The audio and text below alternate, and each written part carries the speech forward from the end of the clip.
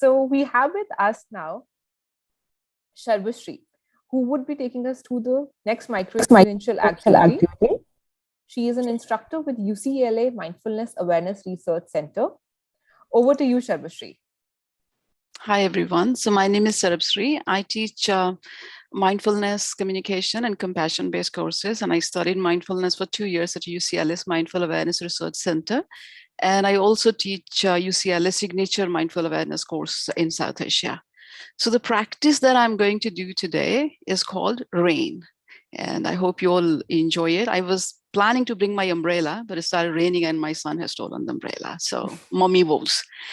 So I believe you've all been sitting for quite a long time. So if we just start by really stretching our body and noticing what's happening in our body in the present moment, and just see how it feels. And the practice that I'm teaching is RAIN, but it doesn't mean you have to do this whenever you try to do RAIN. You have to stretch your body. You can just do it anytime. It doesn't require you to have any kind of posture or a pose, right? So what comes in the way of practice? What comes in the way of being mindful? Is it something which is related to a lot of our emotions that affect our leadership skill? Is it like what's happening in my personal life? Or is it like I am just being too subjective? So I hope RAIN can address some of those answers to you. And a lot of my friends talked about breath, but I'm also mindful that a lot of people find it difficult to focus on their breath. So before I start RAIN, and we are being present with our body and mind and just giving it a gentle stretch, I want you to bring your hands closer and just see how does that make you feel.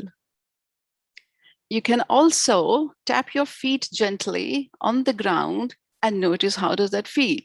Does it bring a sense of grounding? Does it bring a sense of connection to you? Just like Mother Earth is the natural leader holding us all the time. So you don't just have to go to your breath. If you find it is too bubbling, it is too hard for me, any time of the day, you can just gently bring your awareness to your body, to your hands, and to your back, touching your cushion or your sofa or your chair, or to your feet. So let's start by noticing ourselves, which we have started doing already, and starting the practice of RAIN. So RAIN stands for the acronym recognize. I'll just ask Vrinda. Vrinda, have you got that slide there? Sure, if you can I'll just share that for me, right. Please. I'll just share my screen. Sure, thank you. I am still poor with many technical things.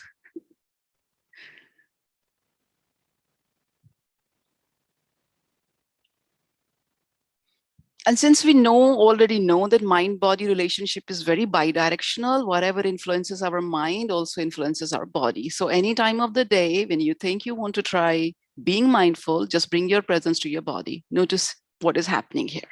So see, there is umbrella. I was very keen to bring that, but luckily I've got that on the screen for you. So there are 4 steps for this practice. I want you to think of any personal or any work situation where you can utilize this practice. It could be medium to difficult level. And this practice is very useful when you have difficult emotions or difficult decisions to make. There is a product launch. There is a couple of things to do. There is a long to-do list. There are meetings. There is, hiring. There is perhaps a probably layoff, or you have to give feedback to a difficult colleague. What do you do? So RAIN is very useful in those kind of situations. So let's start by noticing here that we have got the first step. First step is recognize. So we don't need to sit in any kind of pose or posture. We bring our awareness to what is happening in the present moment, to ourselves, and try to recognize, just recognize what is going on. And you recognize just to recognize, to really identify. You don't try to recognize because you are going to find some answer, some solution. The first step is just recognize what is happening here. There is no juggling. You have to just do it very effortlessly, very easily. And whatever comes up, you can label it. You can get answers like, I am overwhelmed. I am tired. Perhaps I'm sad, I'm anxious. It was a pandemic, now the work is opening up and there are teams and people and workforce, a lot of things happening there. So you label that, and label in a way that it makes meaning to you, label in a way that it is true to you, authentic to you. You cannot label an emotion for football or potato or whatever. So labeling, what does labeling do? So whatever personal situation that you have you are thinking in your mind and applying rain, applying recognizing, notice what happens when you label that emotion. The scientific research done at UCLA tells us that when we label an emotion, it automatically brings calming of the prefrontal cortex of the brain and really calms down your amygdala, quietens your amygdala.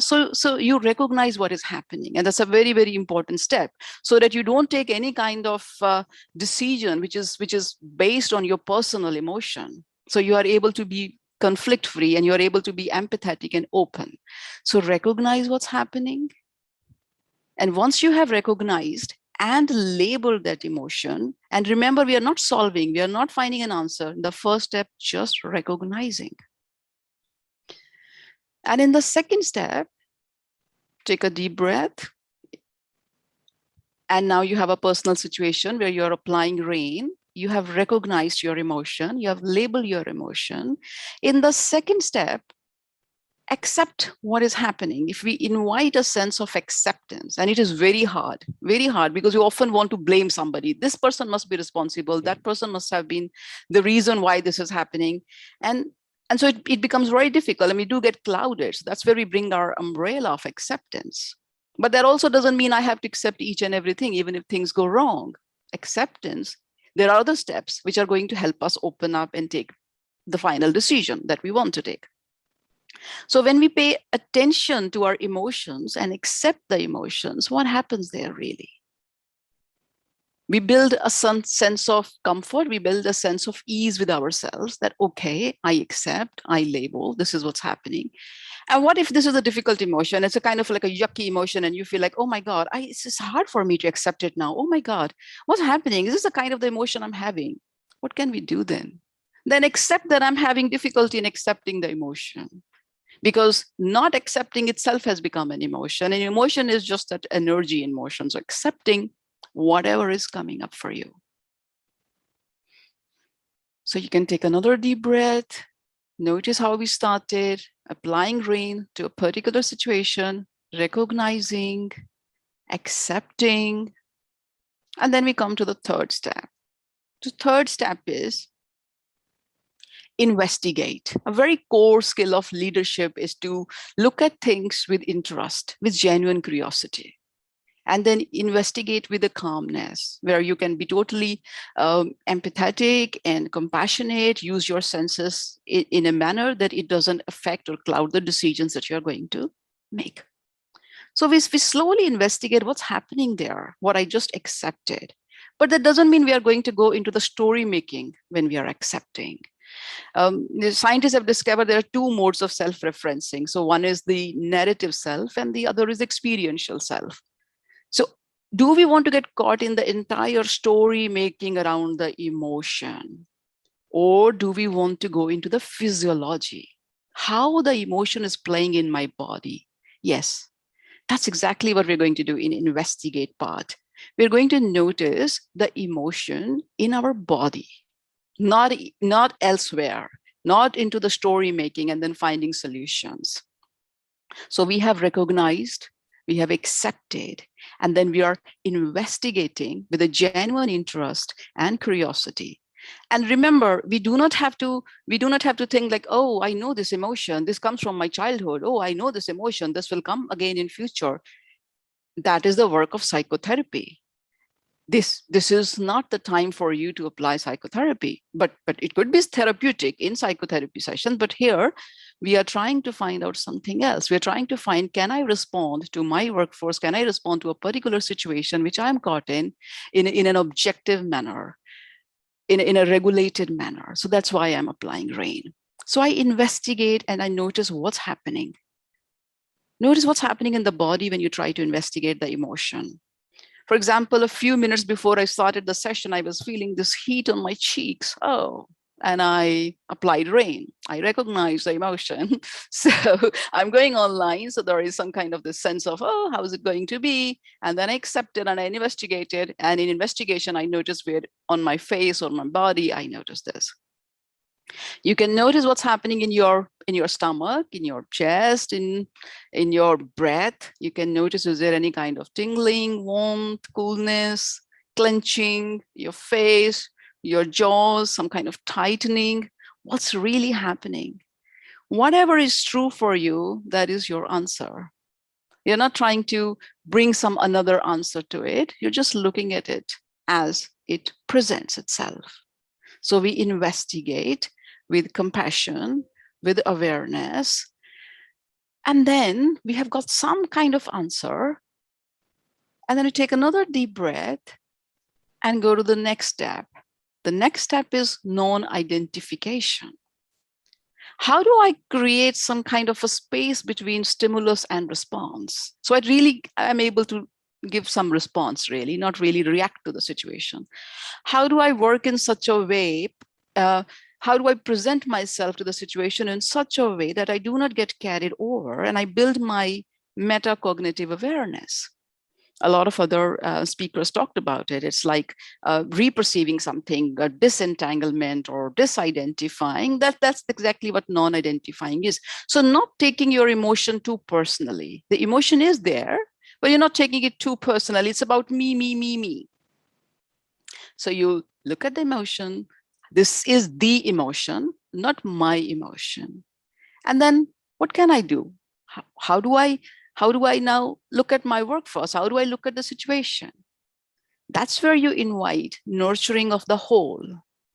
You invite nurturing of the whole. So there is this word called MWE, MWE, coined by one of our UCLA teachers, was also my professor during the TMF, my mindfulness course, Dr. Dan Siegel. He says, how we move from me to we. It's very interesting. It's about intra-connection. It's like me is also there, we is also there. So me is not getting absorbed into just we. You can hold your individual and you can also hold the we, and then together integrate.